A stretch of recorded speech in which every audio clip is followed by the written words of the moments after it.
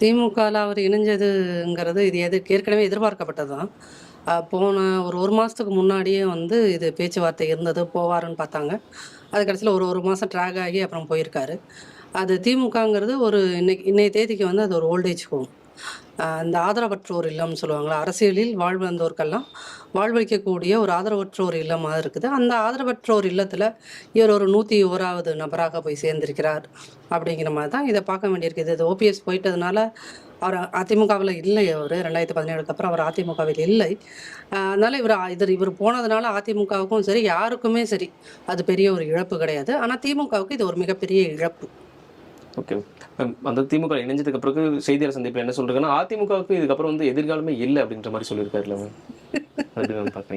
இல்ல அது சொல்லும்போது அவருக்கு வாயெல்லாம் எப்படி சேர்ந்து வந்து அந்த வார்த்தையெல்லாம் வந்துச்சுன்னு தெரியல. அவருக்கே எதிர்காலம் இல்லைன்னு தானங்க அவர் வந்து இந்த 2, 3 கன்ஸ்ட்ரக்ஷன் கம்பெனியில் பெரிய அளவுக்கு பணத்தை கொடுத்து பல 1000 கோடிகள் அதெல்லாம். அந்த 1000 கோடிகளை மீட்பதற்காகத்தான் அவர் அங்கே திமுக காலில் விழுந்திருக்காரு.